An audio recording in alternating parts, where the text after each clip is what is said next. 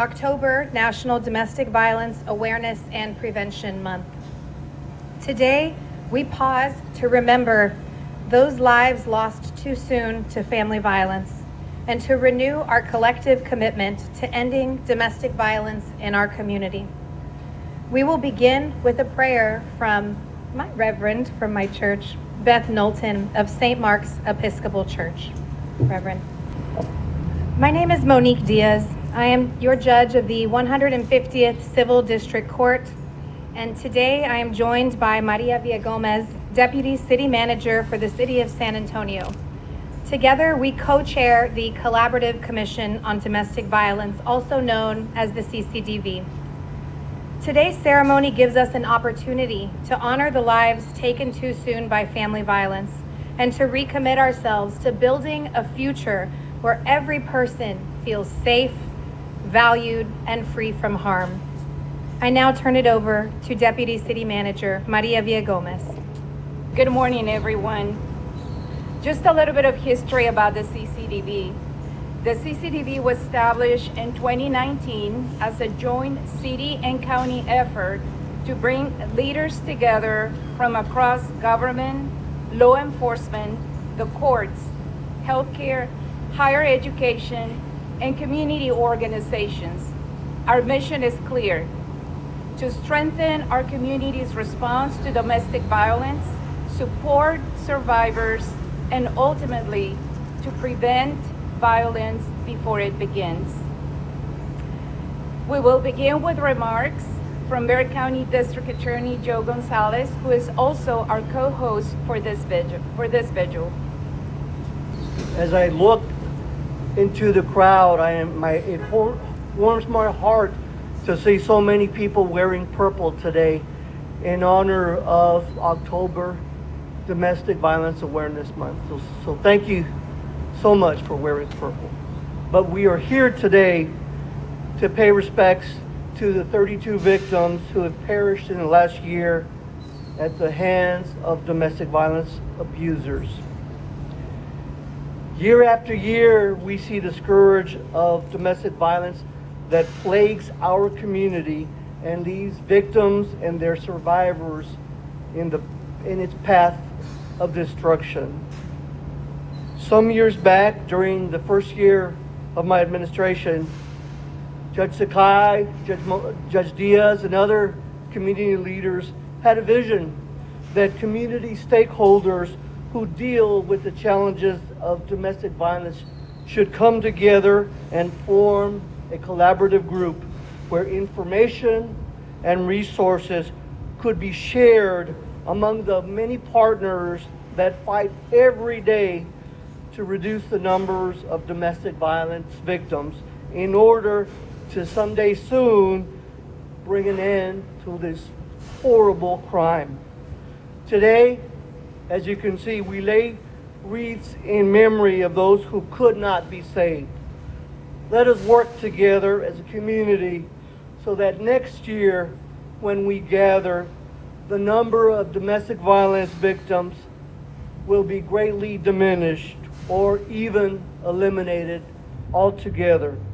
Until then, let us all do all that we can to report it when we see it, to help those that are the victims of domestic violence find a way to escape their abusers, and to assist law enforcement and the courts in holding these offenders accountable by cooperating with the prosecution of these domestic violence abusers. Only then can we hope to one day end domestic violence and end the need to have these type of ceremonies. Thank you very much for coming out this morning. Thank you, District Attorney, for those remarks. Next, we'll hear from our County Judge, Peter Sakai.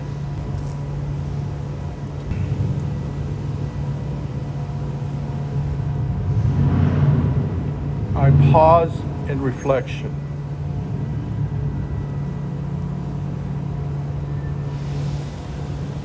I appreciate what we're doing this morning. but words do not make up for the victims that we recognize and cherish and remember this morning. But yet, we must speak out. And we speak out through words and action. What's important this morning is that we as a community, be it the county, Bexar County, the city of San Antonio, be it the various departments, all the people that work, volunteers, nonprofits, we must come together in unity. Thank you, Judge Diaz. Thank you, Maria Villagomez. As co-chairs of the CCDV, the Collaborative Commission on Domestic Violence, that helped start, you are continuing to fight and defend these victims. CCDV was formed in response to the many serious issues that face our community. There are many dedicated people here who devote countless hours working on ways to mitigate this problem. I've been in the trenches, so to speak, with Marta Pelaez, Patricia Castillo, and the many other advocates who serve as the voice for the victims and continue to remind us that we must remember and honor them. Despite these best efforts, the numbers continue to be very disturbing. Look around. You see many people whose lives have been changed by domestic violence. By coming together as a community, my wish is this moving ceremony reminds us to hear the voices of the victims. The wreaths you see around us symbolize remembrance and hope and respect. For this societal problem to abate, it will take all of us to work together, speak out, support each other, take care of each other. If you're inspired by the voices you hear today, the stories of the lives lost, and the families coping with their loss, let's take action. Share the message you hear today from the leadership. Help educate those who need enlightening. My career has been devoted to protecting the least of us, the most vulnerable, the children and families at risk, especially in domestic violence. Let's work together so that next year, this event may have a different tone. Instead of hoping for change, we must be the architects of change. Collectively, we can make Bexar County a safer place. I want to close with this quote from Elie Wiesel. Quote, "We must always take sides. Neutrality helps the oppressor, never the victim. Silence encourages the tormentor, never the tormented. Do not stay silent. Remember these victims. Remember their voices." God bless you all. Thank you, Judge Sakai, for that call for action for all of us and those words. Next, it is my honor to introduce our City of San Antonio Mayor, Gina Ortiz-Jones.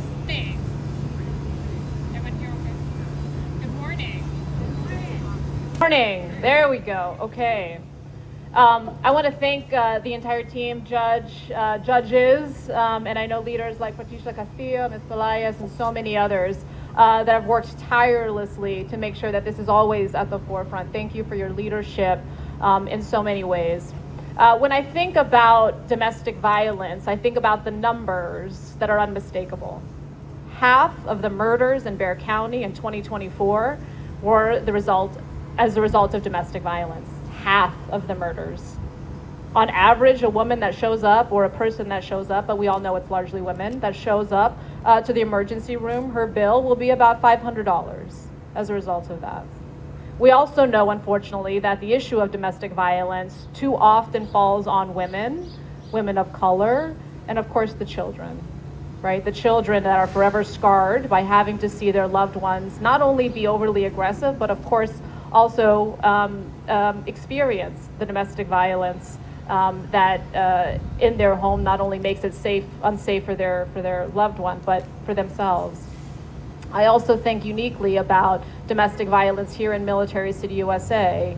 I, again, can't forget the meeting I had with Ms. Pelaez when I was in a previous position, and to understand that roughly 10% of the folks showing up to the Family Violence Prevention Center are in fact members of or partners or spouses of military members. So we must support certainly our military members in all ways, but understand the unique challenges of our military families. I think it's really important as leaders that we do all things we can to not only talk about the facts, but talk about the things that we can do to improve the situation. When I stood up or appointed folks to the Public Safety Committee, I specifically charged them with sending up a subcommittee on interpersonal violence.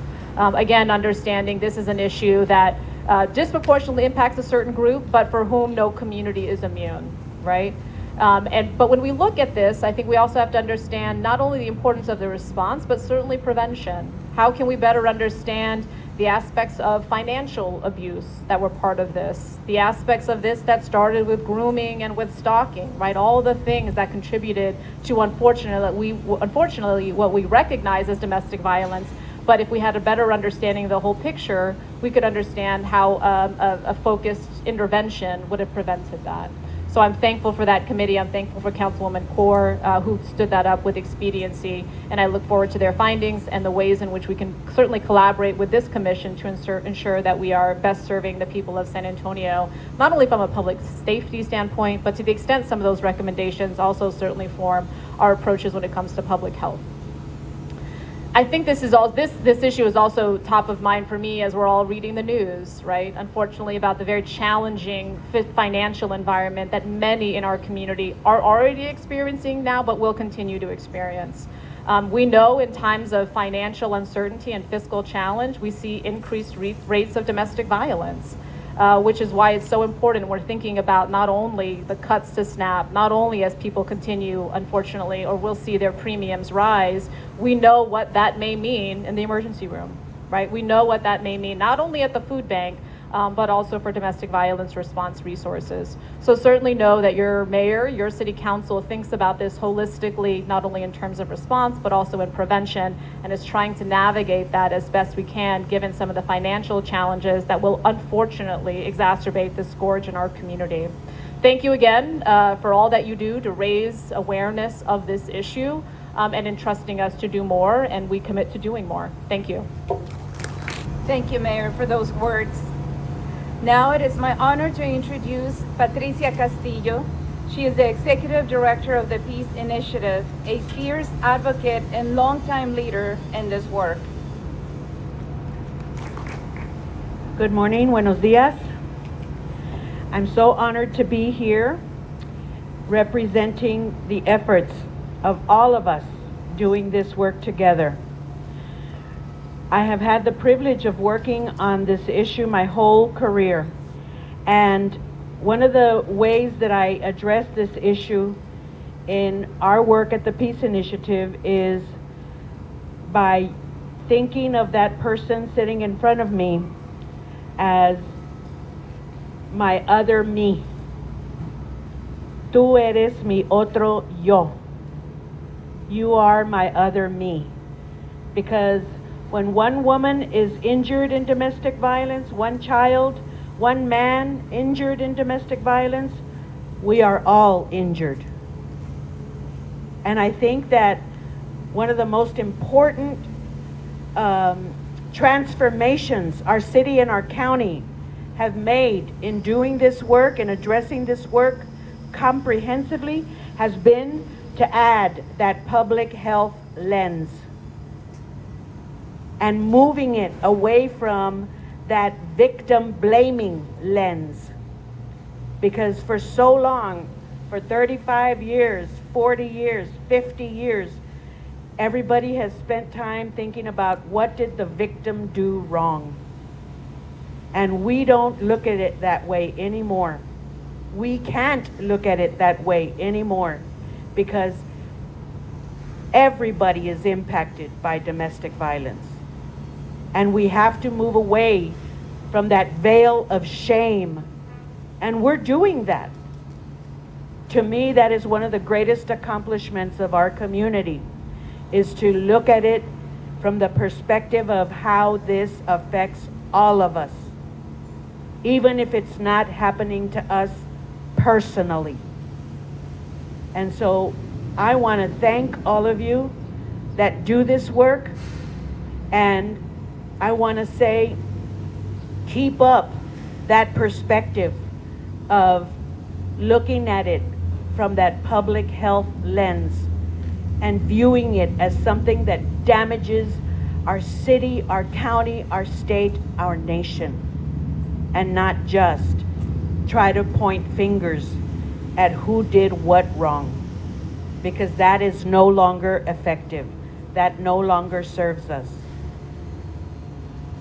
I think we get stronger also when we look at it from the perspective of, you are my other me. So thank you. Thank you for doing this work, and thank you for thinking of that person who is damaged sitting in front of you as that could be me. That could be my daughter. That could be my mother, my grandmother, my cousin, my neighbor, my co-worker, my niece. Thank you so much. Patricia, for those words. Now, please help me welcome Marta Prada Pelaez. She is the president and CEO of Family Violence Prevention Services, a pillar of compassion and support in our community. Good morning. County Judge Peter Sakai, Mayor Jones, Deputy City Manager Maria Villagomez, District Attorney Joe Gonzalez, Judge Monique Diaz, the Office of Sheriff Salazar, Chief of Police William McManus, survivors, advocates, fellow Bexar County residents, members of the media. To the families of the victims, we stand with you in solidarity and support. We acknowledge your pain. We acknowledge the suffering of the 23 children who lost a parent last year, the majority of the cases at the hands of the other parent who claimed to love and respect all of them. I believe I can speak on behalf of everybody here when I say we will not cease in our efforts until the last person in Bexar County understands what domestic violence is. We will not cease in our efforts until justice and accountability are delivered with transparency, expediency, and fairness, based on the traumatic experiences of adults and children survivors, not on unrelated principles and theories that further victimize and erode the fragile trust in the system and existing life-saving resources. We will not cease to proclaim that the right of a person to live is not equal to the right of another person to shoot a gun when that person had a history of domestic violence and or of criminal justice intervention. Like the 84% of perpetrators who killed 161 victims in the state of Texas in 2024. We are resolute to deliver on our promises. because we believe that each one of you can deliver on yours. Please resist the silence.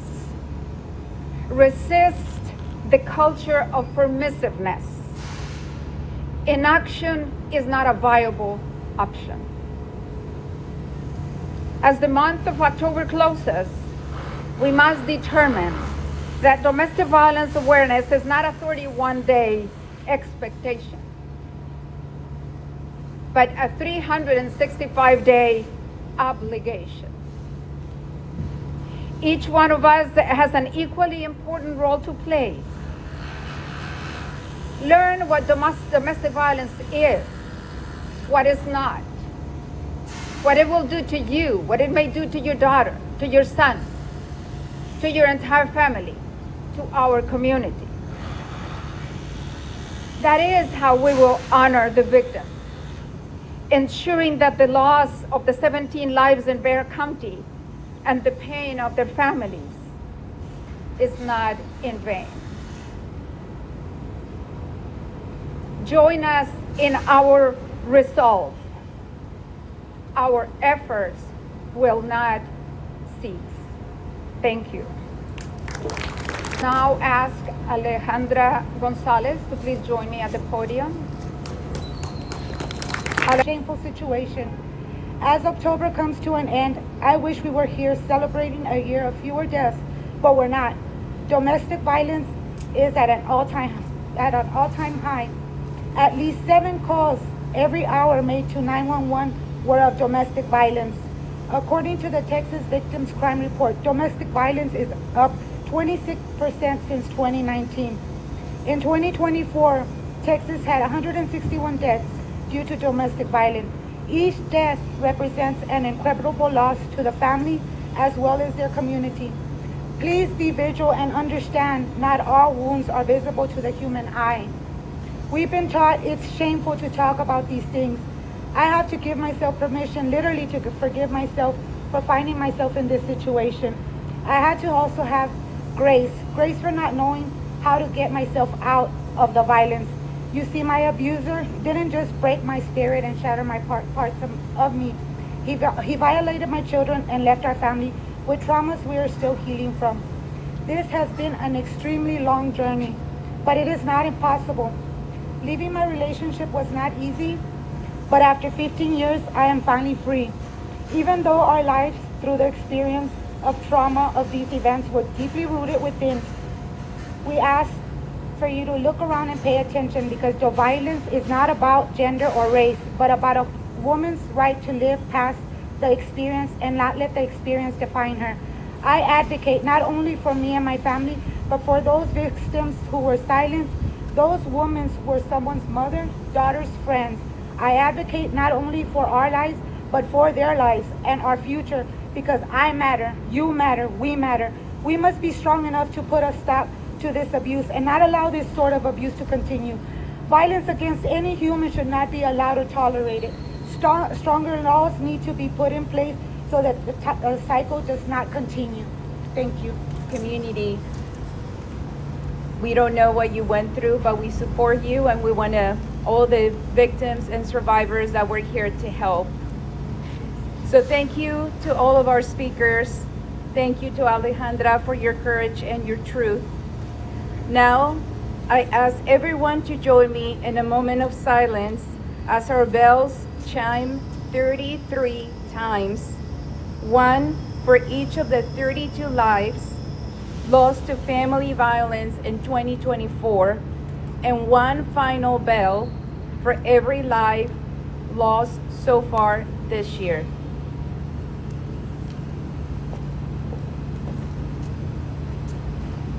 Would you please stand in respect and remembrance of those lives?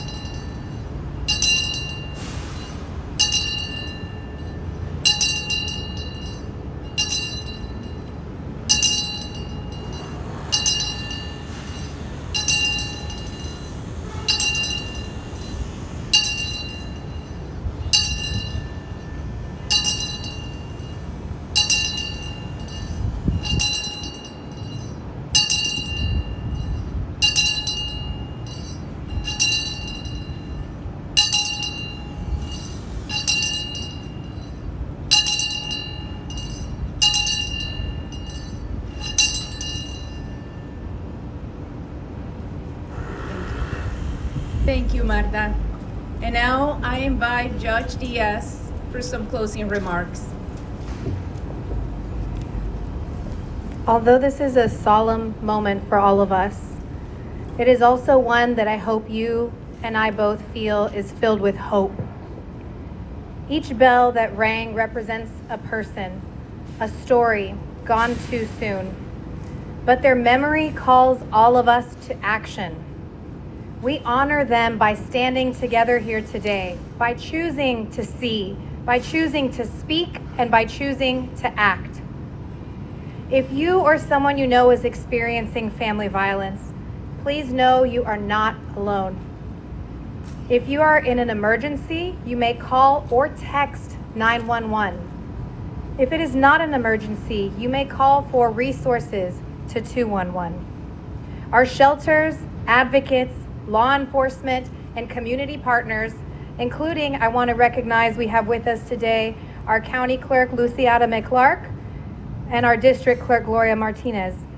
We are all here ready to listen, ready to help, and ready to walk alongside you toward safety and healing. And that includes for those who have survived family violence, for their children, and yes, for those who have used harm against others but are ready to change. We are here for you. Let today stand as a symbol both of remembrance and responsibility, a promise that these lives will never be forgotten and that our work will not stop.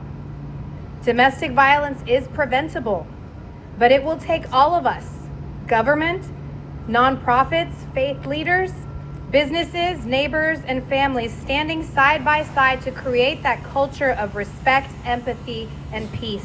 So let us all leave this plaza today with a commitment to do more, to support prevention efforts, to teach our children that love is built on trust, not control, and to never, ever look away when someone needs help. Together we can build a San Antonio where every home is safe, every relationship is healthy, and every life is valued. Thank you all for standing here with us today in remembrance, in hope, and in unity. May you all have a blessed day.